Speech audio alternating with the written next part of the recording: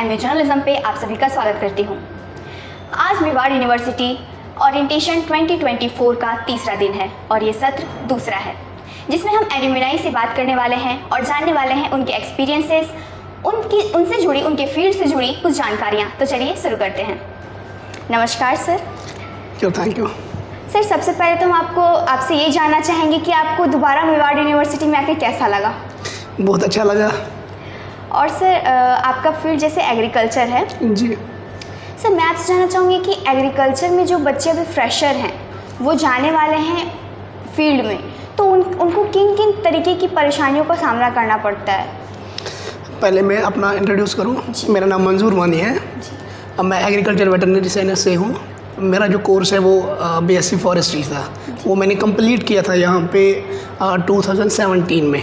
After that मुझे एक internship थी जो मुझे MP में मिली थी। वहाँ पे मैंने जो मेरी इंटर्नशिप थी वो मैंने कन्वर्ट किया था जॉब में। मैंने 1-1.5 साल वहाँ पे जॉब भी किया था, क्योंकि ड्यूरिंग इंटर्नशिप हमें बहुत चैलेंजेस आए थे, क्योंकि जो आज के स्टूडेंट्स फेस नहीं कर पा रहे हैं, क्योंकि बहुत स्टूडेंट्स ड्यूरिंग इंटर्नशिप भाग के आते थे। मैं एक स्टोरी बताऊं आपको अपनी। ड्यूरिंग माय इंटर्नशिप हम कॉलेज से निकले हैं तो सीधे गए थे हम फील्ड पे। जब फील्ड पे गए हमें सुबह निकलना होता था फील्ड, क्योंकि जिस एरिया में मैं वहाँ पे इंटर्नशिप कर रहा था वो ड्रॉट पे था, जहाँ पे सूखा पड़ता था, बुंदेलखंड। क्योंकि आपको भी पता होगा, आपने भी पढ़ा होगा बुंदेलखंड के बारे में, क्योंकि वो ड्रॉट एरिया है वो। जब मैं सुबह फील्ड निकलता था, लगभग 1-2 महीने हो गए थे, तो मेरा स्किन बर्न हुआ था यहाँ पे। मुझे एक निशान था, सर्कल जैसा बना था यहाँ पे। जब मुझे सर्कल बना, मैंने केयर नहीं किया, ऐसे ही मैं ऑइंटमेंट लगाता था। तो आफ्टर दैट जब 4-5 महीने हुए, जो मेरा सीनियर था, मेरा बॉस था वहाँ पे, उनने मुझे मतलब अच्छे से रूम में बुलाया, बोला मंजूर आपका स्किन में बर्न, लेकिन आपने कभी शिकायत नहीं की, क्योंकि वो एक जुनून था हमें, नहीं हम कुछ कर पाएंगे। क्योंकि आज के स्टूडेंट्स के बारे में जो मैं देखता हूँ, क्योंकि वो स्ट्रगल नहीं कर पा रहे। जब तक हम स्ट्रगल नहीं करेंगे तब तक हम आगे नहीं जाएंगे। अगर मैं आज यहाँ पे हूँ, it is because of this tough time. Yes sir. So आपका कहने का मतलब है कि जो फ्रेशर जाने वाले हैं उनको स्ट्रगल करना है, वो तो करना पड़ेगा, भागना नहीं है। हाँ। दूसरी बात, जब मैंने वहाँ पे, मुझे एक जॉब मिला वहाँ पे। जब मुझे जॉब मिला, जॉब के दौरान जब मैं वहाँ पे था, मुझे अच्छी खासी हैंडसम सैलरी मिली थी। 1.5 ईयर मैंने वहाँ पे जॉब किया। देन अब आई लेफ्ट, मैंने यहीं से छोड़ा। इवन कि जब मैंने रिजिग्नेशन दिया था वहाँ पे, जो वहाँ का एग्जीक्यूटिव डायरेक्टर था, उनने मुझे पर्सनली कॉल किया, अगर सैलरी का इशू है आप बैठो। नहीं, मैंने बोला सर मुझे थोड़ा फैमिली का प्रेशर है, मैं हायर स्टडीज़ के लिए मैं गया आगरा यूनिवर्सिटी। आगरा के बाद जब मैंने अपना मास्टर्स कंप्लीट किया, फिर मैंने PhD में मेरी सिलेक्शन हुई थी गढ़वाल सेंट्रल यूनिवर्सिटी में। वहाँ पे मैंने फिर 2-3 महीने दिए थे। तो उस दौरान सेकंड वेव आई थी कोविड की। जब कोविड की मैं पॉजिटिव आया था, फिर मुझे लेफ़्ट करना पड़ा, क्योंकि हालत ख़राब हुई थी उस दिन।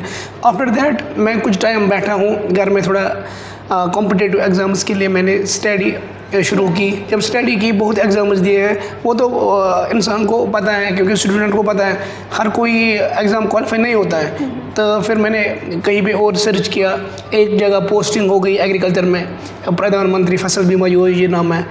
इस टाइम में वहाँ पे अभी वो फील्ड सुपरवाइज़र। जी सर, हम आपके यूनिवर्सिटी से जुड़ी मेमोरी के बारे में बात करना चाहेंगे। आप सीरियस स्टूडेंट थे, या मतलब शैतानी बिल्कुल भी नहीं, ऐसे थे, या फिर नॉर्मल जैसे? नहीं, नॉर्मल नहीं था मैं, क्योंकि आफ्टर 12th हर कोई बच्चा एज़ यूजुअल जैसे होता था, मैं भी होता था। मैं बहुत टाइम यहाँ से जो दीवार कूद के भाग गया था, मतलब यहाँ से मूवीज़ देखने, और यहाँ पे जाता था, रेस्टोरेंट्स में जाता था, ऐसे जैसे एक एवरेज स्टूडेंट। वैसे हम भी थे, क्योंकि झगड़ा करना, जो मन में आती है नेगेटिविटी, वो लेके, नई यूनिवर्सिटी थी, हमारा पहला बैच था एग्रीकल्चर का। तो हम ये सोचते थे कि यहाँ पे अच्छे से टीचर्स नहीं हैं, क्योंकि हमें तब कदर आई जब हमने यहाँ पे लेफ्ट किया, यहाँ पे अपनी डिग्री कंप्लीट की। फिर दूसरी इंस्टीट्यूट्स में गए हम, वहाँ पे हमने कुछ डिफरेंट देखा। हमने बोला ये हमारी यूनिवर्सिटी बेस्ट थी। इवन कि बिलीव मी, जो यहाँ का जो एटमॉस्फेयर है वो कभी नहीं, डाइवर्सिटी, हारमोनी, पीस, हर कुछ मिला हमें यहाँ पे। और अगर मैं अभी कुछ हूँ लाइफ में, it is all because of this university. Thank you sir, thank you so much. Thank you sir. नमस्कार सर। सर सबसे पहले हम आपसे ये जानना चाहेंगे, आप लाइक इंजीनियरिंग से बिलोंग करते हैं। सर मैं सबसे पहले ये क्वेश्चन पूछना चाहूँगी, जो IITs, IIM बड़े कॉलेज के बच्चे हैं, गवर्नमेंट यूनिवर्सिटी के बच्चे हैं, उन लोगों को जो वो फील्ड में आते हैं और हमारी यूनिवर्सिटी से जो बच्चे फील्ड में जा रहे हैं इंजीनियरिंग के, उनको दोनों में डिफरेंस क्या है, उन दोनों को फील्ड में फेस करना? डिफरेंस कुछ नहीं है एक्चुअली। क्या होता है कि हर एक कॉलेज का अपना अपना एक मैनिफेस्टो होता है। तो जहाँ तक मैं मेवाड़ यूनिवर्सिटी का स्टूडेंट रहा हूँ 2013 to 2017, उसके बाद यहाँ पे जो प्रोसेस है प्लेसमेंट का प्रोसेस है, यहाँ पे एक प्लेसमेंट का फेयर किया जाता है ऑर्गेनाइज, जहाँ पे डिफरेंट कंपनीज आती है, वो ऑर्गेनाइज करते हैं टूर, और उसके बाद प्लेसमेंट होती है। तो उनका एक हैंडसम पैकेज मिल जाता है। बेस्ट रेप्यूटेड कंपनीज जो होती हैं वहाँ पे उनको इंटरव्यू किया जाता है और उनकी प्लेसमेंट वहाँ पे होती है। और सबसे बड़ी बात यह है कि यहाँ पे जो इंजीनियरिंग डिपार्टमेंट है, इसमें जो लास्ट सेमेस्टर होता है मैम, वो पूरा सेमेस्टर इंटर्नशिप का होता है। यानी जो आपने थ्योरेटिकल पिछले 3 साल 3.5 साल में आपने जो भी किया है, उसका एक प्रैक्टिकल भी होता है लास्ट के 6 मंथ्स। तो उसी इंटर्नशिप के दौरान आपका प्लेसमेंट हो जाता है सक्सेसफुल। और सर अब हम आते हैं आपकी यूनिवर्सिटी लाइफ पर। आपकी यूनिवर्सिटी से जुड़ी कोई मेमोरी जो आपने दोस्तों के साथ की हो और आपको डांट पड़ी हो? बिल्कुल। हम एक बार क्या करते थे, मैं कश्मीर से बिलोंग करता हूँ एक्चुअली। हमारे वार्डन सर जो है, तो हम एक बार नमकीन चाय के लिए बहुत तरस रहे थे। काफ़ी टाइम हुआ था हमने नमकीन चाय नहीं पी थी। फिर एक बार वार्डन सर आए अचानक 11:30 बजे, तो हमने नमकीन चाय रखी थी केटल में, तो हम बना रहे, तो ऊपर से वार्डन सर आए। उनको पता नहीं वो किसने बताया उनको, तो अचानक उन्हें बहुत डांटा उस टाइम। तो उसके बाद हमने बोला नहीं, डिसिप्लिन तो करना नहीं चाहिए था। बहुत मतलब उस समय बहुत ज़्यादा फील हुआ जब सर ने डांटा। बट ये मेमोरीज़ हैं, बहुत अच्छी मेमोरीज़ भी रही है। हम जैसे यहाँ पे घूमते थे बाकी बच्चों के साथ, बाकी फ्रेंड्स के साथ, एक माहौल बन रहा है, एक फैमिली की तरह हम रहे यहाँ पे। ऐसा कुछ नहीं था, यहाँ पे पूरी लाइफ जो है वो जॉय के साथ, एवरी स्टेप यहाँ पे हमारी मेमोरीज़ हैं। जब हम यहाँ आ जाए तो बहुत सुंदर लगा, बहुत अच्छा फील प्राउड हुआ कि यहाँ का जो सिस्टम है अभी सेम वही है। तो फिर जब आप 5-6 साल बाद किसी जगह पे जाती हो जहाँ पे आपने अपना टाइम निभाया होता है, तो वहाँ का जो मेमोरीज होते हैं वो उसमें अलग फीलिंग आती है, एक्साइटमेंट आती है। जी, मैं भी कुछ कश्मीर के बच्चों से मिली हूँ जी, तो उनसे मैंने ये नमकीन चाय के बारे में जाना है। तो ये बनता कैसे है सर? ये बनती ऐसे जैसे आपकी लिप्टन चाय शुगर टी होता है, वैसे ही जो पत्ते होते हैं चाय के पत्ते, पहले उसको उबालते हैं पानी में, तो पूरा तकरीबन आधा घंटे में उसको बॉयल करते हैं। तो फिर उसमें एक कलर आ जाता है। जब कलर आ जाएगा उसके बाद हम उसमें दूध डालते हैं, और दूध होने के बाद फिर नमक डालते हैं, फिर वो तैयार हो जाती है। ये हमारे कल्चर का सबसे इम्पोर्टेंट है कैसीन है मैम। धन्यवाद सर। Okay, thank you. नमस्कार सर। नमस्ते मैडम। सर जैसे कि आप इंजीनियरिंग डिपार्टमेंट से बिलोंग करते हैं, सर मेरा सवाल आपसे ये है कि और आप गवर्नमेंट जॉब भी कर रहे हैं। सर पहला सवाल ये है कि इंजीनियरिंग के स्टूडेंट किन किन फील्ड्स में जॉब कर सकते हैं गवर्नमेंट? ऐसा कोई फील्ड नहीं है गवर्नमेंट फील्ड जिसमें इंजीनियरिंग वाला नहीं जा सकता है। यहाँ तक कि नॉन टेक्निकल फील्ड भी ऐसे हैं जहाँ पे हम लोग आराम से जा सकते हैं। और कंपटीशन यहाँ में बात करें तो भी नॉन टेक्निक फील्ड में हमारे टेक्निकल वाले बंदे ज़्यादा एक्सप्लोर कर रहे हैं, क्योंकि टेक्निकल फील्ड में लिमिटेड हो रही हैं, और तो वो स्विच कर रहे हैं नॉन टेक जॉब की तरफ। और उनमें भी इंजीनियरिंग करने के बाद भी जैसे लोग सिविल सर्विसेज की तरफ भी जा रहे हैं, और दूसरे नॉन टेक्निकल फील्ड की तरफ भी जा रहे हैं। और टेक्निकल फील्ड तो है ही हमारा इंजीनियरिंग, जहाँ भी अब हमारा इंजीनियरिंग में स्कोप है वहाँ तो जा ही रहे हैं। तो ऐसा नहीं है कि कोई पर्टिकुलर इंजीनियरिंग करके इंजीनियरिंग में ही जाएगा। या फिर मैं जैसी बात करूँ इलेक्ट्रिकल में, अगर किसी ने इंजीनियरिंग करी है वो इलेक्ट्रिकल ही पाथ चूज़ करे, ऐसा भी नहीं है। मैं खुद अपना एक एग्जांपल दूँ तो मैं इलेक्ट्रिकल से मेरा डिग्री है जी, और मेरा रेलवे में एज मैकेनिकल इंजीनियर हूँ मैं जी। और मेरा ऐसा नहीं है कि आज के टाइम पे अगर बात करूँ कि मैं इलेक्ट्रिकल बैकग्राउंड से हूँ, मैकेनिकल में क्यों जॉब कर रहा हूँ, ऐसा कुछ नहीं है। With the experience you will find your self suitable for that post. आपका प्रैक्टिकल नॉलेज, आपका एक्सपीरियंस वही आपके काम आता है। तो यहाँ सिर्फ हमारे पीछे ये है कि इंजीनियरिंग में हमको वो मोरल सपोर्ट मिल जाता है, वो कैपेबिलिटीज़ आ जाती है हमारे अंदर कि हम लोग किसी भी फील्ड को एक्सप्लोर करने के लिए रेडी रहते हैं। जी सर, जैसा कि आप गवर्नमेंट जॉब कर रहे हैं और काफ़ी सारे बच्चों को ऐसा लगता है कि अगर गवर्नमेंट जॉब करना है तो मस्ती एकदम नहीं, तो ऐसा कुछ था? आपने शरारत की है यूनिवर्सिटी में? बहुत शरारतें की हमने, और मतलब शरारतें करी है, लेकिन ऐसा नहीं कि हमने कोई ऐसे रूल्स तोड़े हों जिससे हमारे टीचर से हमको डांट मिली हो बहुत ज़्यादा, ऐसा कुछ नहीं। बाकी जो नॉर्मल शरारत होती है फ्रेंड्स के साथ मस्ती, जैसे बर्थडेज पे उनको जो भी नॉर्मली हम लोग करते हैं वो पूरी शरारतें करी हमने। हॉस्टल जो हमारे हॉस्टल फ्रेंड्स जो हैं उन्होंने खूब शरारतें करी है। तो वो शरारत that is also part of life, वो भी इंजीनियरिंग का भी पार्ट है। और इंजीनियरिंग में जैसे कि मैं तो यही बोलता हूँ कि इंजीनियरिंग में इंजीनियरिंग के साथ साथ बहुत सारी चीज़ें होती है। उनमें आपकी शरारतें शामिल है, आपकी एक्स्ट्रा करिकुलर एक्टिविटीज़ शामिल है, आपके वो सब, उससे क्या होगी आदमी एक्सप्लोर होता है अपने आप को अलग अलग फील्ड्स में, और आपकी झिझक भी हटती है। तो इंजीनियरिंग में ऐसा नहीं है गवर्नमेंट जॉब आपको पाना है तो आप एकदम सिंसियर हो जाओ, वेल फोकस्ड हो जाओ, ऐसा कुछ नहीं है। आपको एक माइंडसेट रखना है कि हाँ मेरे को ये गोल करना है। बाकी आपकी पर्सनैलिटी डेवलपमेंट और आपका जो स्पोर्ट्स एक्टिविटीज़ और जो भी साथ के दोस्तों के साथ आपका जो कम्युनिकेशन है वो बराबर चलता है। उसमें शरारतें शामिल है, एक्टिविटीज़ शामिल है, और डिफरेंट टाइप्स की एक्टिविटी, डिफरेंट टाइप के आपके इन्वॉल्वमेंट्स रहते हैं, वो सारी चीज़ शामिल है उसमें। तो ऐसा कुछ नहीं है कि आप गवर्नमेंट जॉब जाना है तो आपको ने जो पर्टिकुलर डेली पढ़ाई करनी है, पढ़ाकू नहीं बनना है। पढ़ाकू आदमी फिर गवर्नमेंट जॉब तो पा लेगा, लेकिन वहाँ अपने आप को एक्सप्लोर नहीं कर पाएगा। जैसे मैं बोलूँ, अगर कोई भी बंदा जैसे शुरू से ही वो टॉपर रहा है, मेरिट में रहा है, और यूनिवर्सिटी में भी उसको अपने मम्मी पापा ने बोला कि बेटा नहीं तेरे को पढ़ना ही है, तेरा फोकस वही है, तेरे को गवर्नमेंट जॉब मिलनी है, गवर्नमेंट जॉब में जाना है, और वो चले भी जाए, बढ़िया गवर्नमेंट जॉब में चले जाए, वो वहाँ उसका सिलेक्शन हो जाए, लेकिन दूसरे दिन अगर वहाँ पे उसको कुछ ऐसा जो अपन बोलते हैं इसको इमोशनल इंटेलिजेंस, वो चीज़ अगर उसमें नहीं है, वो चीज़ तभी आएगी जब आप लोग जो आपका इन्वायरमेंट के साथ आप फ्रेंडली रहोगे, अपने फ्रेंड सर्कल के साथ अच्छे से कोलैबोरेट करोगे, तभी आपके पास इमोशनल इंटेलिजेंस आएगी। वो चीज़ नहीं होगी तो आप कोई मतलब नहीं, आप कितना ही पढ़ लो आप आगे सक्सेस नहीं हो पाओगे। तो ज़रूरी है कि आप शरारतें करें इंजीनियरिंग के साथ, वो चीज़ बहुत ज़्यादा ज़रूरी है। आप अपने दोस्तों को इन्वॉल्व करें, दोस्तों के साथ एक्टिविटीज़ में पार्टिसिपेट करें, यूनिवर्सिटी में कोई कल्चरल प्रोग्राम या कोई भी एक्टिविटी हो आप उसमें अपने आप को एक्सप्लोर करें, वो बहुत ज़रूरी है। धन्यवाद सर, बहुत अच्छा लगा आपसे बात करके। Thank you. नमस्कार सर। नमस्ते। सर, सबसे पहले मैं आपसे जानना चाहूँगी कि यूनिवर्सिटी से जुड़ी कौन सी ऐसी याद है जो अभी आपको एंटर करते हुए आई, सबसे पहली याद? हॉस्टल। हॉस्टल। मैं हॉस्टल में था, फर्स्ट बैच हमारा रहा, तो हॉस्टल में उस टाइम कंस्ट्रक्शन था, अंडर कंस्ट्रक्शन था।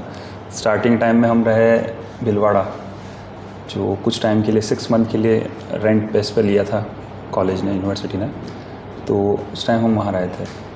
तो जो फ्रेंड मेरे कॉलेज के बने, जो फर्स्ट टाइम बने, वो हॉस्टल से ही बने, और उनका कनेक्शन आज तक है, और अभी भी वही। मेरी फर्स्ट अंदर मेरी कार एंटर हुई, मेरी सबसे पहले नज़र ही वहीं गई कि वो हॉस्टल कहाँ है, पर उस बीच में बिल्डिंग आ गई तो मुझे नज़र नहीं आया, सबसे पहले नज़र वहीं गई। हॉस्टल बहुत बहुत मिस करते हैं, आज भी मिस करते हैं। सर, अब हम आपसे जानना चाहेंगे कि जो मेवाड़ के स्टूडेंट हैं, मेवाड़ियंस, जो अब बाहर फील्ड में प्रोफेशनल लाइफ में एंटर करने वाले हैं, मैं आपसे जानना चाहूँगी कि उनको प्रोफेशनल लाइफ और जो यूनिवर्सिटी में लाइफ है उनमें क्या डिफरेंस है, वो आप बताएं। मुझे ऐसा लगता है कि मेवाड़ यूनिवर्सिटी की लाइफ और प्रोफेशनल लाइफ जो है उसमें काफ़ी चीज़ें सिमिलर है। ओके। जैसे आप यहाँ पे एक पीडी आपका एक सब्जेक्ट होता है जो स्टूडेंट को पढ़ने का मौका मिलता है, उससे आपकी पर्सनल स्किल डेवलप होती है। जी। आपको कैसे बोलना है, कैसे खड़े रहना है, कैसे बात करना है, आप क्या चीज़ दिखाएंगे जिससे आपका प्रेजेंटेशन अच्छा होगा, क्या वर्ड यूज़ करेंगे, कैसे यूज़ करेंगे, ये सब आपको उसी टाइम सिखाया जाता है। जो मेरे एक्सपीरियंस के साथ हुआ, जो मैंने शुरू में यहाँ सीखा पीडी के टाइम पे, वो मैंने मेरी इंडस्ट्री के टाइम में भी यूज़ किया।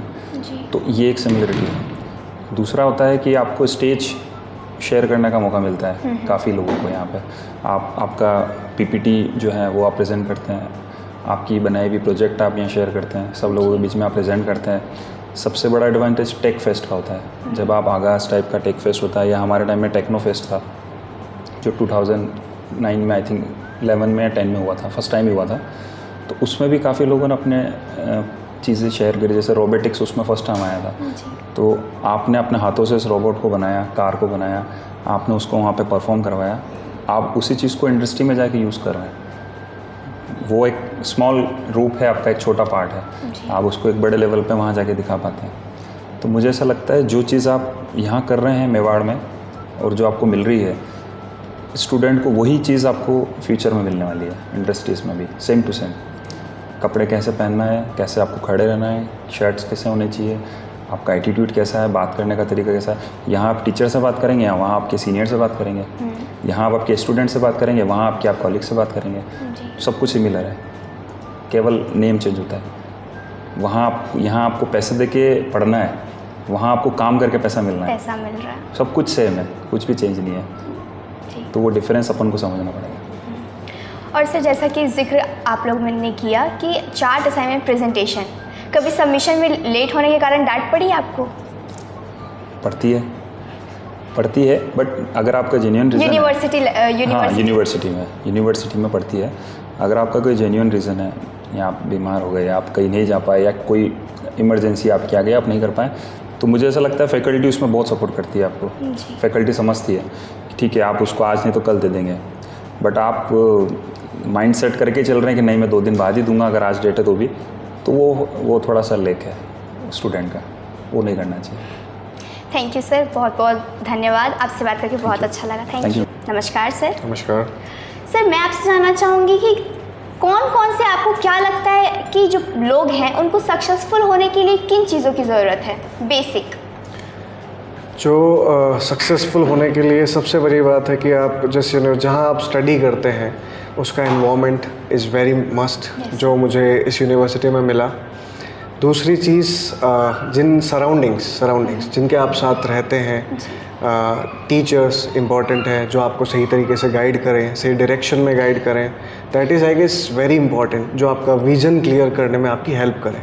Those important things. Yes sir, चीज़ों को जैसे अभी आपने बताया कि यूनिवर्सिटी में जो सराउंडिंग है, पहले भी आप लोग पहले के बैच के हैं, तो आप लोगों से ही मुझे पता लगा कि उस वक्त इंफ्रास्ट्रक्चर नहीं था। अभी इंफ्रास्ट्रक्चर है, सब कुछ अवेलेबल है, फिर भी बच्चे उसको यूटिलाइज़ नहीं कर पाते। यूटिलाइज़ करने के लिए लोग कैसे कर सकते हैं चीज़ों को यूटिलाइज़?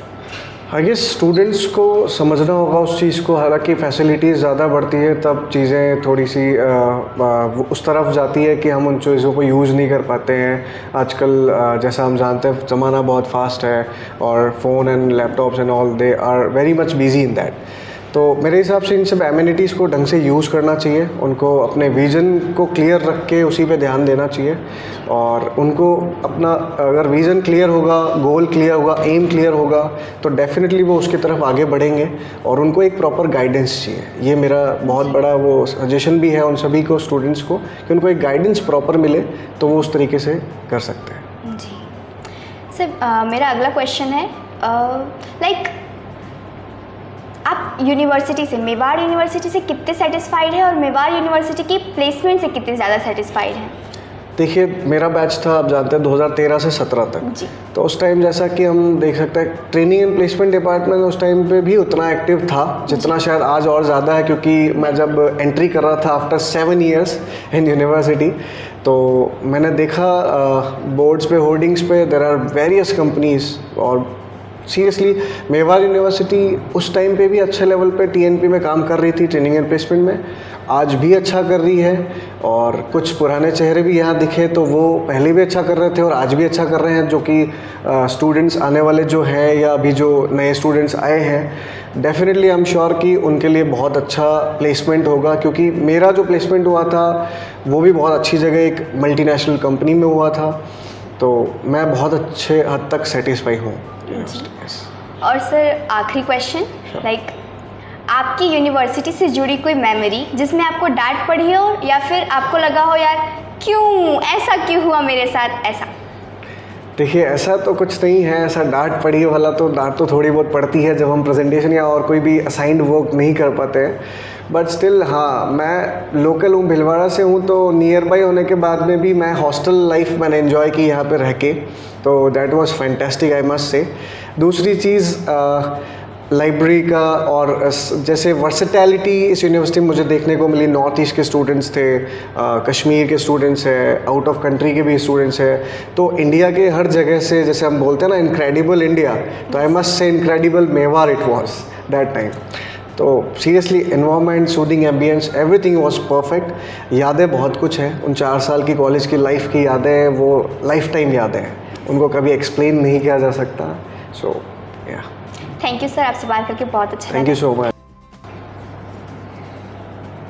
नमस्कार, मैं अनुराधा कुमारी एमयू जर्नलिज्म पे आप सभी का स्वागत करती हूँ।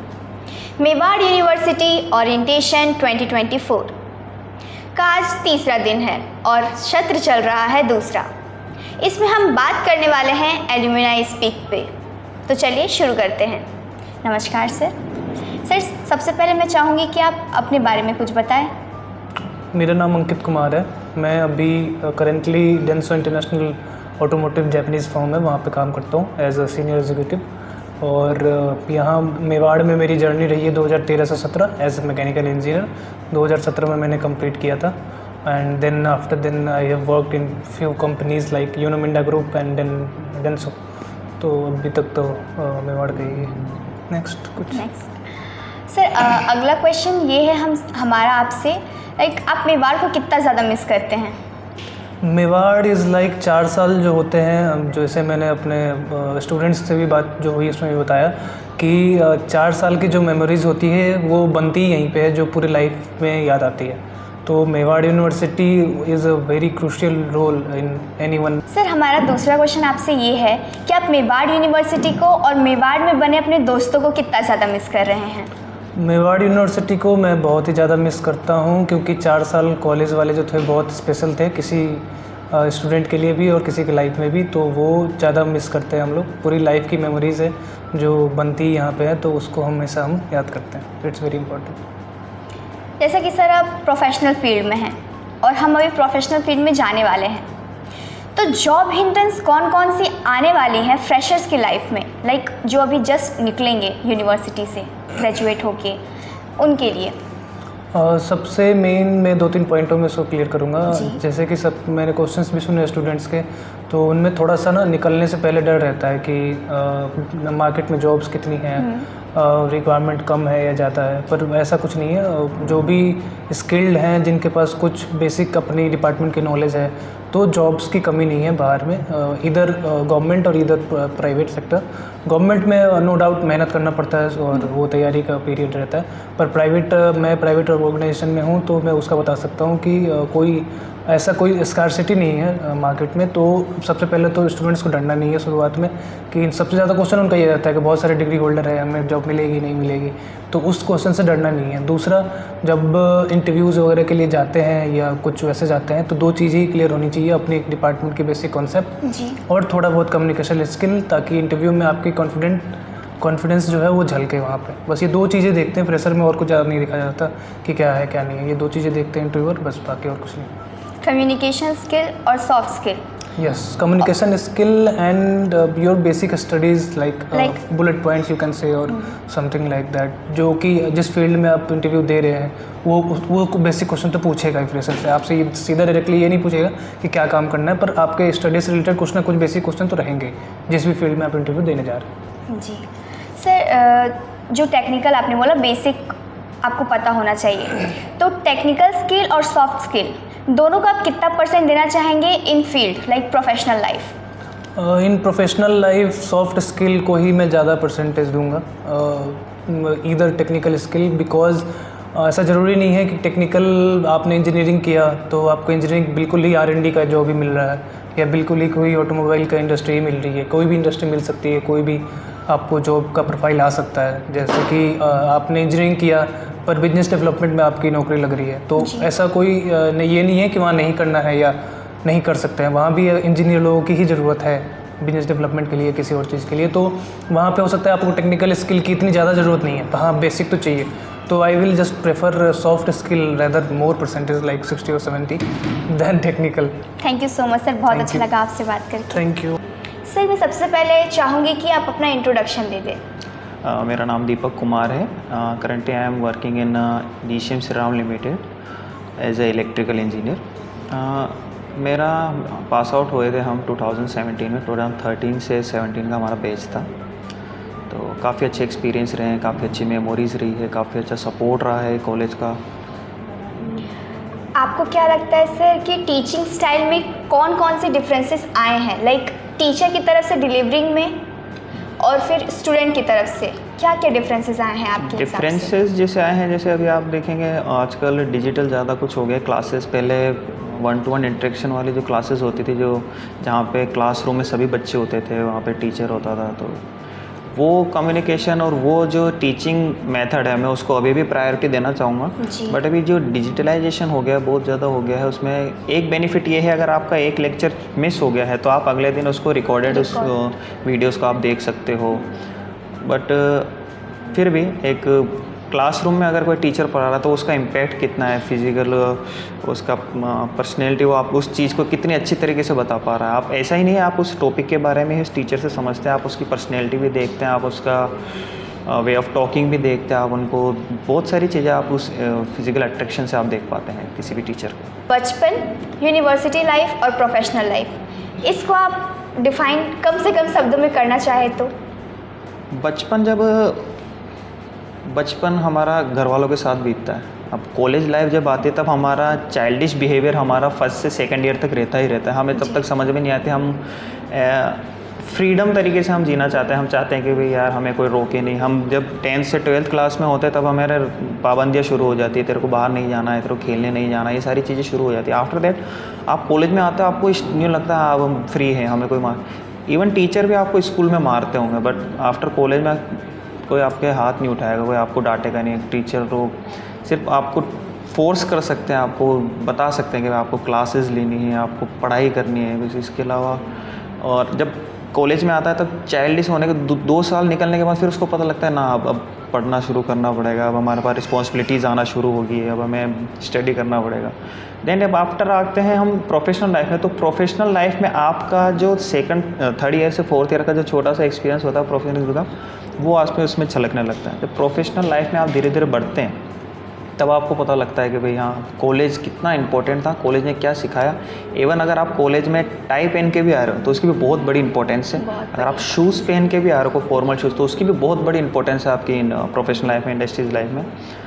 और अगर आप मैंने स्टेज पे भी बोला था, यहाँ पे भी बोलना चाहूँगा, जो आप प्रेजेंटेशन आप प्रिपेयर करते हैं हर साल में, आप अगर 1 साल में एक सब्जेक्ट का 2 बार आप प्रेजेंटेशन प्रिपेयर करते हैं, फर्स्ट सेम और सेकंड सेम में, तो अपने पास अगर मान लीजिए 6 सब्जेक्ट है तो लगभग 12 से 12 हमारे जो प्रेजेंटेशन है वो हम प्रिपेयर करते हैं। तो वो प्रेजेंटेशन हमको इतना स्ट्रांगली वो कर देता है मेंटली भी और फिजिकली भी, तो वो चीज़ है। सर आखिरी सवाल हमारा, कोई एक मेमोरी जो मेवाड़ यूनिवर्सिटी में आपके साथ हुई और आपको लगता है कि ये नहीं होती मेरी लाइफ में तो फिर आगे कोई प्रॉब्लम होती, और कोई एक मेमोरी जो आपको लगता है कि ये नहीं होना चाहिए था? एक मेमोरी जिसने मेरी लाइफ अच्छी कर दी, ये कहना चाहता हूँ, जिसने मेरा हाँ हुआ था एक बार, हमने मास बंक ऑर्गेनाइज़ करी थी। तो उसमें मास बंक का ऑर्गेनाइज़ करने का सबसे बड़ा रीज़न ये था क्योंकि मैंने असाइनमेंट कंप्लीट नहीं करा था, और मेरे जो साथी लोग थे उन्होंने कहा था कि यार 1-2 थे उनमें से, उन्होंने कहा कि चल तू नहीं आ रहा है तो फिर करते हैं क्लास बंक। बाकी कॉलेज स्टूडेंट्स से हमने रिक्वेस्ट करी थी कि यार प्लीज़ आज बंक कर लेते हैं, क्योंकि मैं आज मैं असाइनमेंट कंप्लीट कर लूँगा, बस आज चलो यार। तो वहाँ बंक हुए, और उस टाइम पे इतना पता नहीं था कहाँ जाना है क्या है, तो हम थोड़ा निकल गए कैंटीन की तरफ। तो एक सर थे, सर का नाम मेरा दिमाग से निकला, वो सर थे, उन्होंने एकदम सडनली देखा कि हम 5-6 लोग एक ही क्लास के उधर बैठे हैं। वो इवेंचुअली वो लंच करने आए थे वहाँ पे, वो मतलब नाश्ता करने आए थे, कोक वगैरह पीने आए थे। तो उन्होंने देखा 4-5-6-7 लड़के एक साथ एक ही क्लास के वहाँ पे बैठे हुए हैं। तो उन्होंने आके सडनली पूछा यहाँ पे क्या कर रहे हो, तुम्हारा तो लेक्चर का टाइम है, तुम्हारा तो 2:30 बजे लंच होता है। और हमने कहा नहीं सर वो तबीयत ख़राब हो रही थी। कि तुम 7 लोगों की तबीयत ख़राब थी। देन वो हमारे को क्लास में लगे, उन्होंने डीन सर को भी बुलाया था, उस टाइम राधा कृष्ण सर थे डीन, उन्होंने उनके सामने बनाया। तो उस टाइम राधा कृष्ण सर ने थोड़ा डांटा, फिर उसके बाद आए थे हमारे ध्वज कीर्ति सर, DK सर, उन्होंने इतनी गंदी तरीके से डांटा था, उतना गंदा उन्होंने वो करा, उन्होंने मतलब कोई रो ही नहीं पाया। बाकी उन्होंने बहुत अच्छे तरह इमोशनली इतना तो कर दिया था उन्होंने, कि यार नहीं यार ये चीज़ नहीं होनी चाहिए। अगर उन्होंने कहा अगर आप किसी एक बंदे के कहने पे वो कर रहे हो तो वो गलत है बाद में।